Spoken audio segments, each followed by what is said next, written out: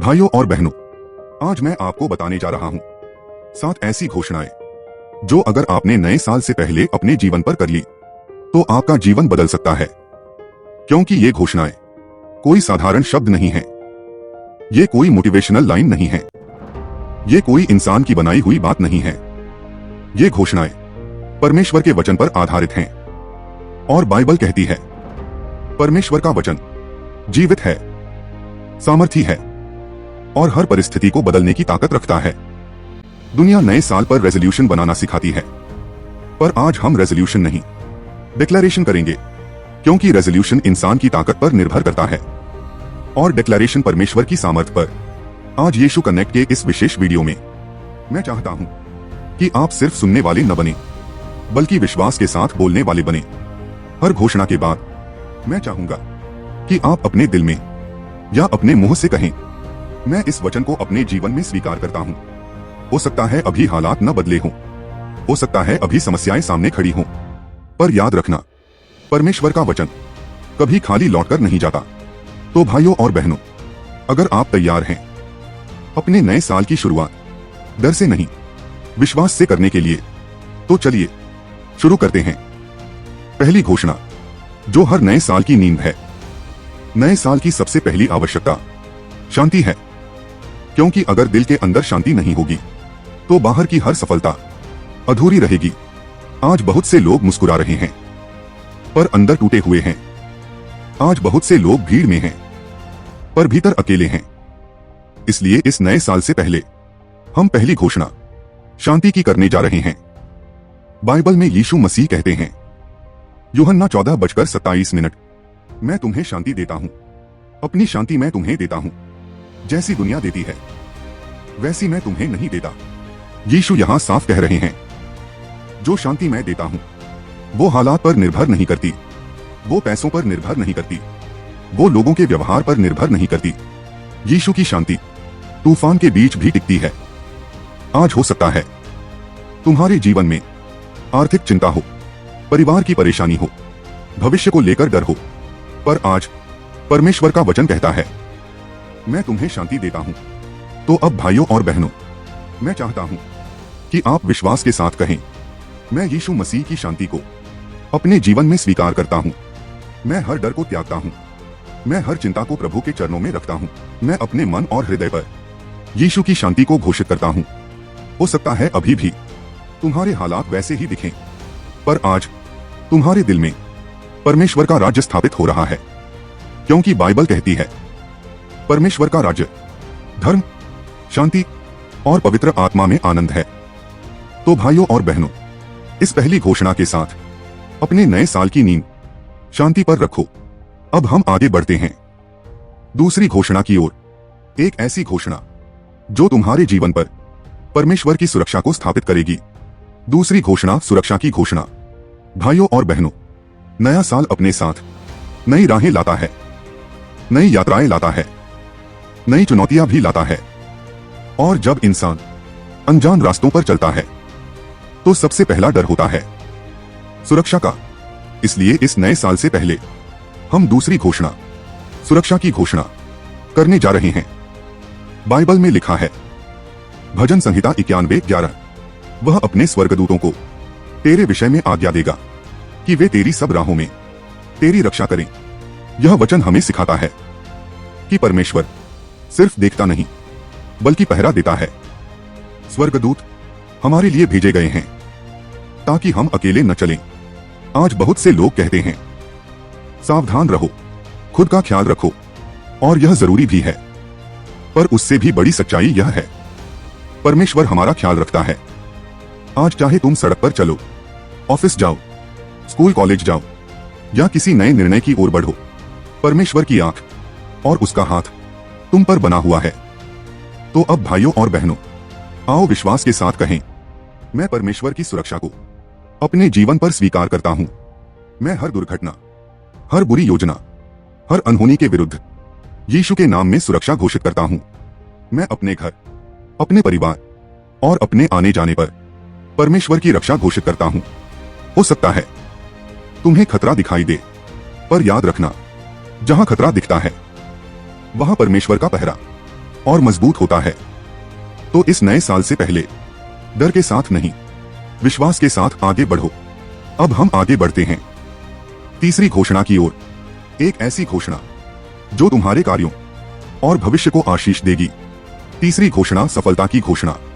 भाइयों और बहनों, हर नया साल हमारे सामने एक सवाल रखता है, क्या मैं आगे बढ़ पाऊंगा? क्या मैं सफल हो पाऊंगा? बहुत लोग मेहनत करते हैं पर शांति नहीं पाते। बहुत लोग दौड़ते हैं पर मंजिल नहीं मिलती, क्योंकि बाइबल सिखाती है सच्ची सफलता परमेश्वर की आज्ञा में छुपी है। इस नए साल से पहले हम तीसरी घोषणा, सफलता की घोषणा करने जा रहे हैं। बाइबल में लिखा है, यहोशू 1:08, इस व्यवस्था की पुस्तक तेरे मुंह से न हटे, पर तू दिन और रात उस पर ध्यान किया कर, ताकि जो कुछ उसमें लिखा है उसके अनुसार करने का तू ध्यान रखे, क्योंकि तब तू अपने मार्ग में सफल होगा और बुद्धिमानी से काम करेगा। यह वचन हमें बताता है कि सफलता संयोग नहीं है। सफलता परमेश्वर के वचन के साथ चलने का फल है। अगर वचन तुम्हारे मुंह में है तो मार्ग खुलेगा। अगर वचन तुम्हारे हृदय में है तो निर्णय सही होंगे। आज हो सकता है तुम्हारे सामने करियर को लेकर सवाल हो, व्यवसाय में संघर्ष हो, पढ़ाई में दबाव हो, पर आज परमेश्वर का वचन कहता है तू सफल होगा।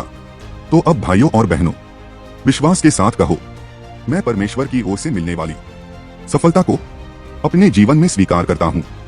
मैं अपने काम, अपने अध्ययन, अपने व्यवसाय और अपने भविष्य पर परमेश्वर की बुद्धि घोषित करता हूं। मैं असफलता की हर सोच को त्यागता हूं और परमेश्वर के मार्ग में आगे बढ़ता हूं। याद रखना, जहां परमेश्वर का वचन नेतृत्व करता है वहां असफलता अंतिम शब्द नहीं होती। अब हम आगे बढ़ते हैं चौथी घोषणा की ओर। एक ऐसी घोषणा जो टूटे हुए शरीर और मन को छूती है। चौथी घोषणा, चंगाई की घोषणा। भाइयों और बहनों, हर नया साल नई उम्मीद लेकर आता है, पर बहुत लोग ऐसे भी हैं जो पुराने दर्द के साथ नए साल में प्रवेश करते हैं। कुछ का शरीर दर्द में है, कुछ का मन टूट चुका है और कुछ की आत्मा चुपचाप रो रही है। पर बाइबल हमें बताती है, परमेश्वर सिर्फ पापों को ही नहीं, घावों को भी चंगा करता है। इस नए साल से पहले हम चौथी घोषणा, चंगाई की घोषणा करने जा रहे हैं। बाइबल में लिखा है, यशायाह 53:5, उसके कोड़ों से हम चंगे हुए।